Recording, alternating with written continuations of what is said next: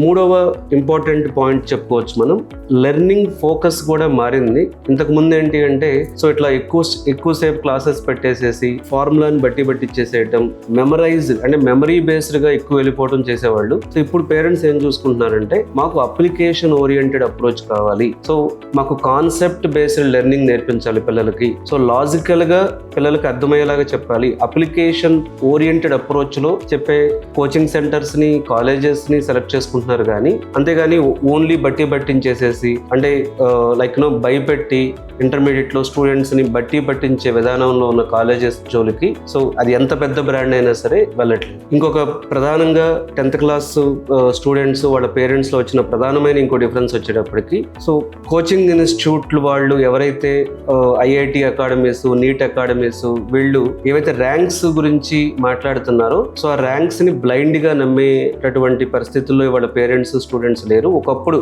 అది జరిగింది.